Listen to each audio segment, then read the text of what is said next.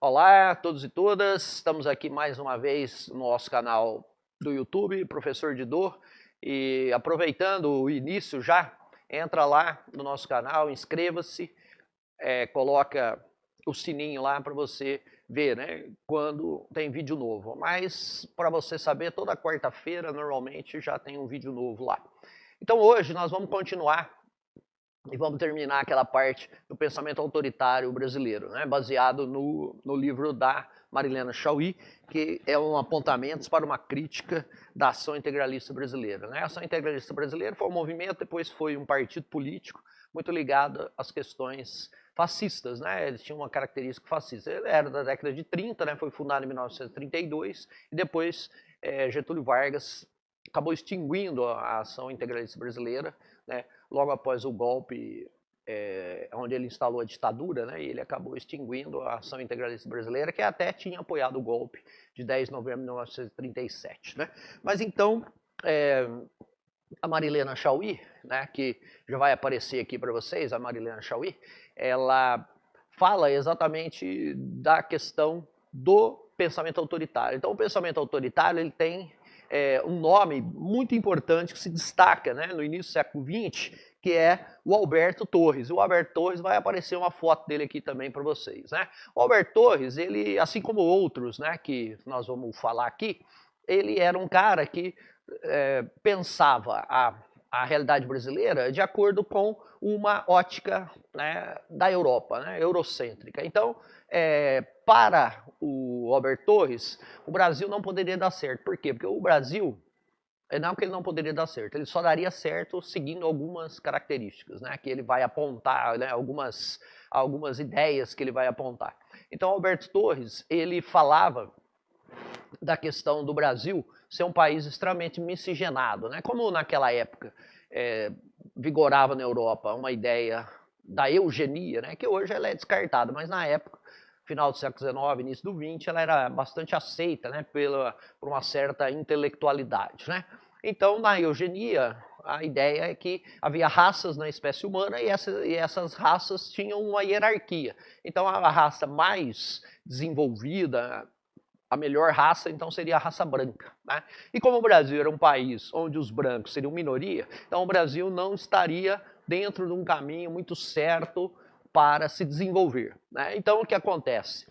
Ele começa a defender que o Estado tem que dirigir a sociedade, né? E esse Estado tem que ser um Estado autoritário. Exatamente por quê? Porque aí o Estado vai tomar medidas exatamente para que você consiga fazer até um embranquecimento da população. A ideia fundamental é essa. Né? E que o liberalismo, então, ele não estaria muito adaptado à realidade brasileira. Então, nós teríamos que ter um Estado autoritário para que esse Estado autoritário, né, baixando aí medidas autoritárias, pudesse controlar, né, a turba, né, que era esse povo brasileiro. Porque o povo brasileiro, então, não seria um povo que teria predisposição ao trabalho, ao desenvolvimento e tal, porque isso era uma coisa ligada aos europeus, né, dentro dessa ideia. Hoje, né, totalmente não aceita mais, fantasiosa e tal, da eugenia. Né? Aí, seguindo os passos dele, porque esse é o mais antigo, né? Ele nasceu na metade do século XIX, morreu no início do século XX, e na esteira dele tem um outro cara bastante importante, que é Oliveira Viana. Né? Oliveira Viana vai aparecer aqui para vocês também. Oliveira Viana, ele defendia mais ou menos a mesma ideia do Alberto Torres, certo? E eles então ele desenvolveu esse pensamento sociológico, né? Supostamente sociológico, também, né? Dizendo que, né, as questões raciais eram fundamentais para explicar por que o Brasil era um país atrasado. Né? Então tinha também essa visão, né, de país atrasado, país avançado, país moderno, país que era, né, não era moderno e tudo mais. Então era uma outra visão também. Né? Porque quando você fala que está atrasado ou que não é moderno, você tem um padrão, né, definido. E esse padrão definido era o padrão europeu, né, estadunidense e tal, etc. Era então aquele tipo de sociedade. Então, aquele era o modelo. Então, nós precisaríamos seguir. Né? E também as questões raciais para Oliveira Viana são importantes. Por quê? Porque ele fala que esses países, né, só deram certo exatamente porque havia a raça branca no comando, né? E também a democracia dá certo lá, exatamente por quê? Porque você é uma sociedade mais organizada, mais desenvolvida, né? Melhor, né? Então sempre a ideia do desenvolvimento, de ser melhor e tudo mais, né? Então você sempre tem esse padrão. O Oliveira Viana, ele não era tão explícito assim, né, na questão racial, né? Mas ele também, então, vai defender um Estado autoritário para o Brasil, né? Exatamente porque nós não teríamos uma organização, nós não teríamos a mesma possibilidade de ter um desenvolvimento que era necessário ter, como a Europa teve, como os Estados Unidos tiveram, né? Então, o que vai acontecer aí? Você vai ter efetivamente, né, esse padrão a ser seguido. E um padrão a ser seguido também era também, como o Alberto Torres, o Oliveira Viana vai falar, do embranquecimento da população, né? Esse embranquecimento ele não é uma coisa nova, né? Por quê?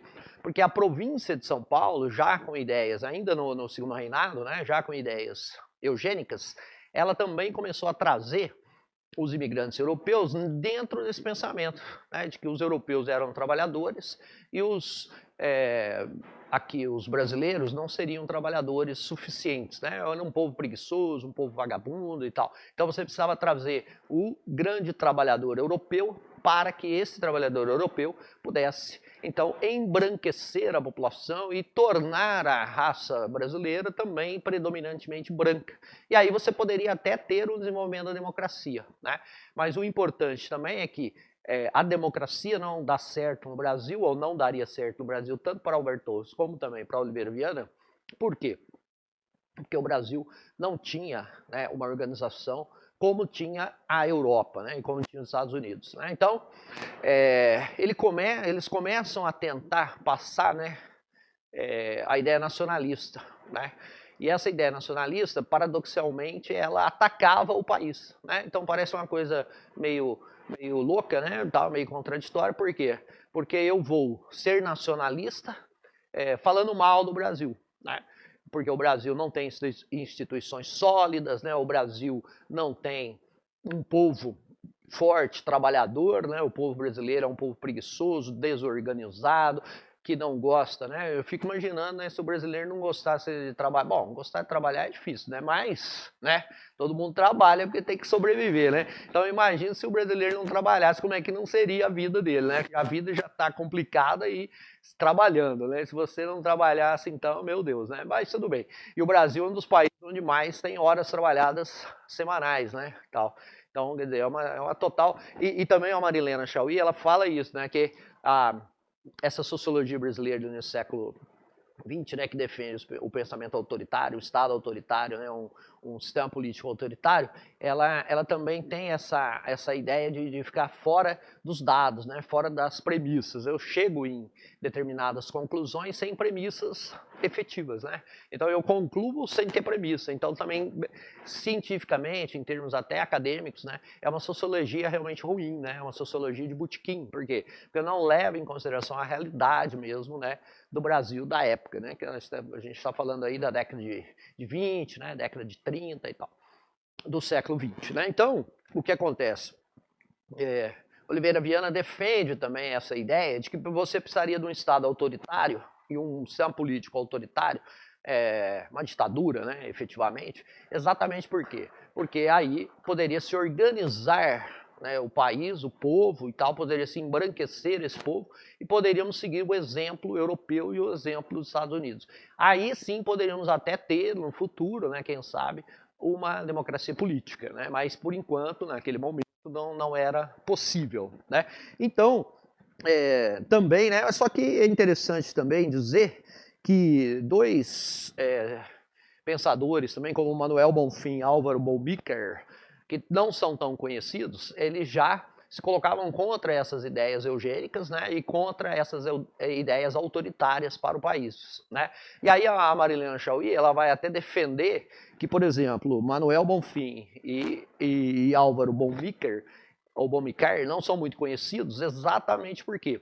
Porque Alberto Torres e Oliveira Viana fizeram uma sociologia de botequim exatamente para a elite dominante, né? A classe dominante. Então, a classe dominante foi lá e deu a esses indivíduos a notoriedade que ela precisava exatamente para impor o seu sistema autoritário que interessava a essa elite, né? Por quê? Porque a Marilena ela faz uma pergunta muito interessante, né, nesse texto que ela defende, que ela fala assim, como um pensamento cuja debilidade teórica é gritante pode ser contraponderado pela eficácia prática? Então, quer dizer, ela está falando, quer dizer, nós não temos uma ideologia sólida, né, no autoritarismo, né?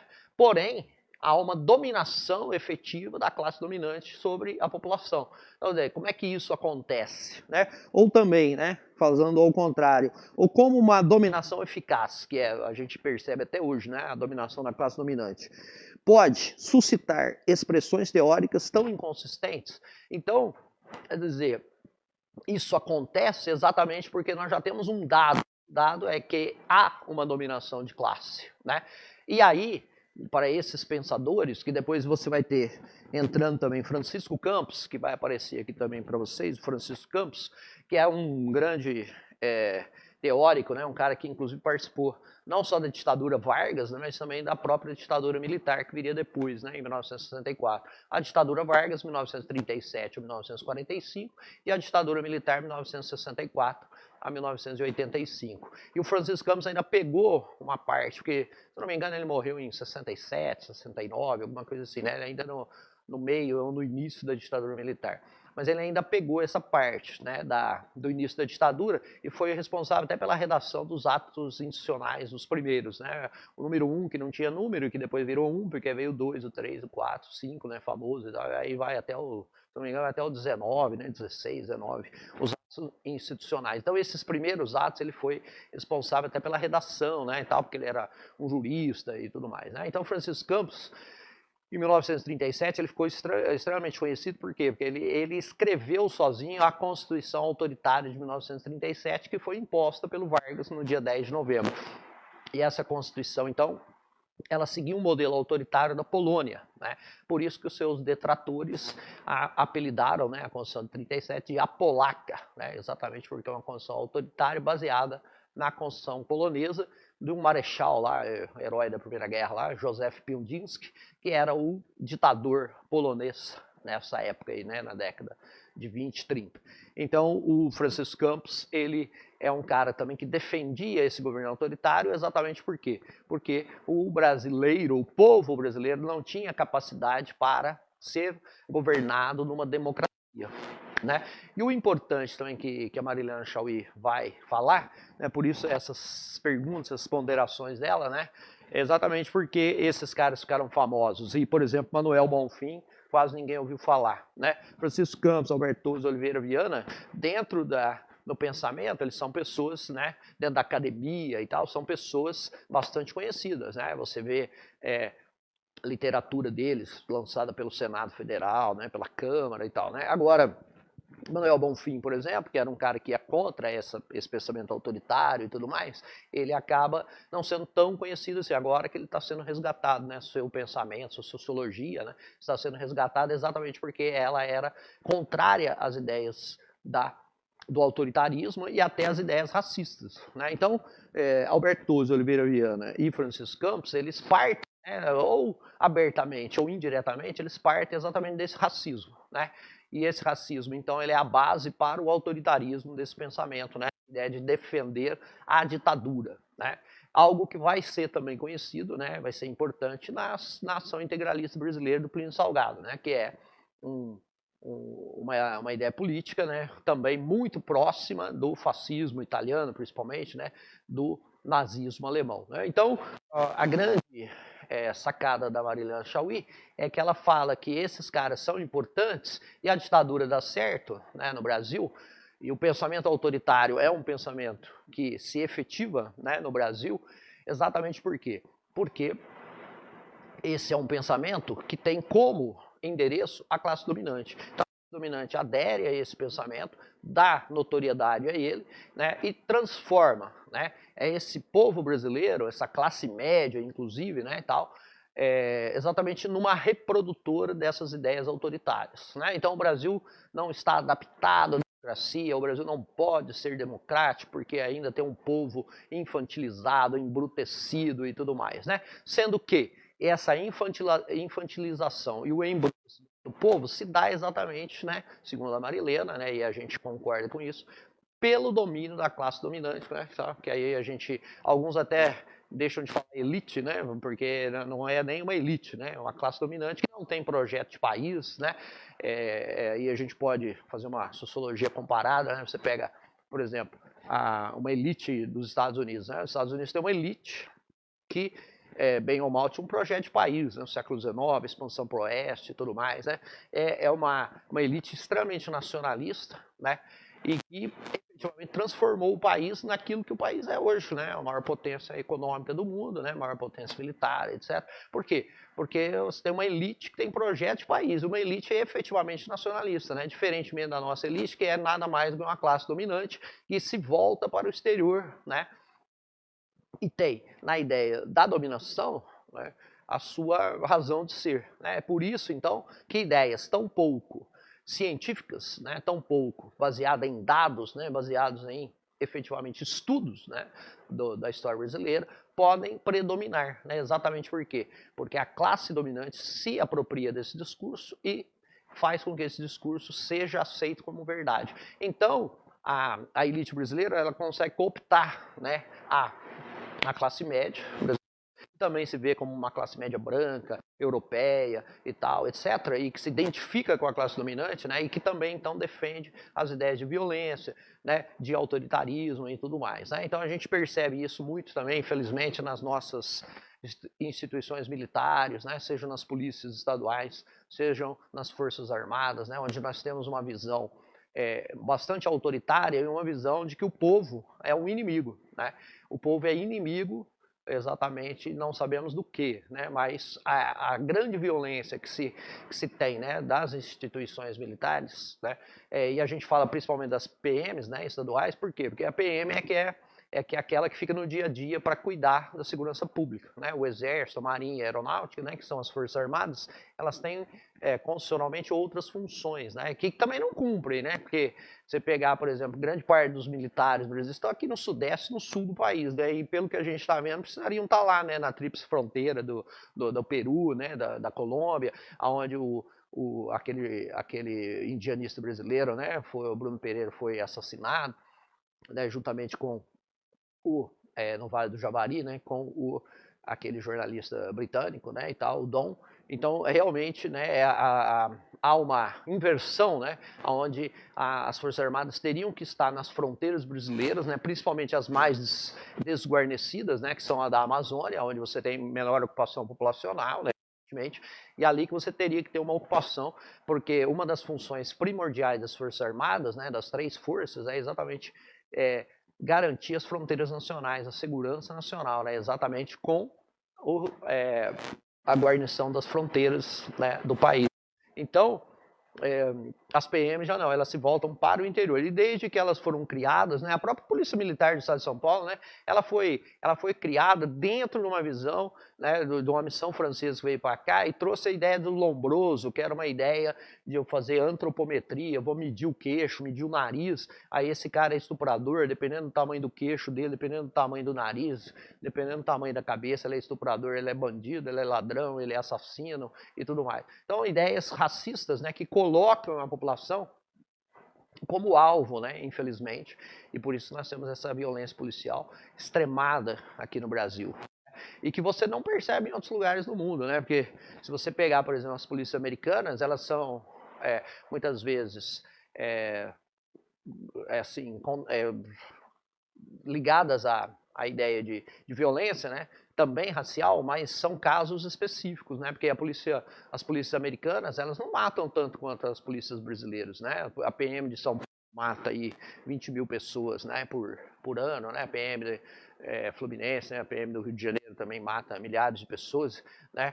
E que são pessoas que, inclusive, primeiro que não podem ser mortas, né? Porque muitas vezes estão desarmadas, estão, né, no exercício lá do ir e vir, né, do seu exercício constitucional. E muitas pessoas, né, na sua grande maioria, que nem passagem pela polícia tem, né. Então isso é extremamente grave, né, o que acontece no país hoje. E isso tem a ver com esse pensamento autoritário, né. Então, nós aqui da margem esquerda, né, a gente defende a democratização, né, efetiva do país, não aceitamos mais, né, assim como também, né, no próprio mundo não se aceita mais essa visão racista, né. Nós temos uma ideia efetiva de plena igualdade e equidade também, né, para, né, a população que é marginalizada por questões de raças, né, sejam os pretos, sejam os pardos.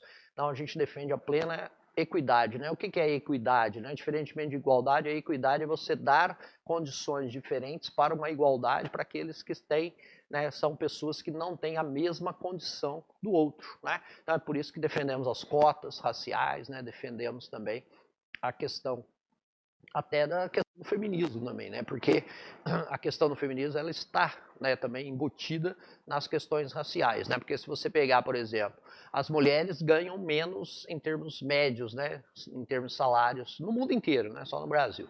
Mas no Brasil você tem um problema maior, né? Por quê? Porque se a mulher já ganha 30% a menos, a mulher negra ganha menos ainda, né?